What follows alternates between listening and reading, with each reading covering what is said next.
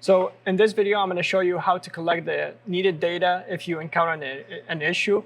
And we usually require logs from the customers when they encounter a data or an error with the AMR. There are two types of logs that you can pull from the AMR and the Fleet Manager. So the first type of logs is for the Fleet Manager. And to get to the Fleet Manager logs, you need to go to the Fleet IP address without any ports entered. And it should take you to the diagnostics page. It's called KUKA Nav 2.0. Once that pops up, you can click on the settings icon here and click on Create Diagnostics Package. It's going to show you a list of what is needed.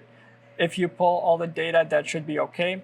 And in the set age of diagnostics, this is going to show you how many seconds of data you want to go back in time to pull. If you want to go 56,000 back in time, you can leave it as is and click on Create Package. It's going to load all the files. Once it compiles all the data, you can click on Download Package and it will load it up on your system. You can get this package and send it to us for diagnostics and troubleshooting. So the second type of logs is the AMR logs. And for this, you need to go to KUKA AMR Suite and log page. Make sure you know the AMR time and change your start time and the end time of the logs to match when the issue happened. Once that's all set up, you can click Get Log.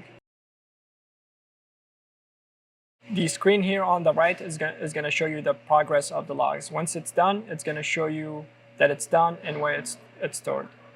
In some cases, you may require to select localizer issue if you're encountering localization issues. If you encounter an issue with an AMR that's running in your system, you can click on the AMR. And you'll see here you have two buttons, one for Run Info and Mission Info. Run Info will show you any errors pertaining to the AMR itself. So that would be any safety violation, e-stops, and such. If you have a mission that's running, you can click on Mission Info and that will show you another window with more information. Make sure you always know the time of the error, so when you pull logs, you pull it for the correct time.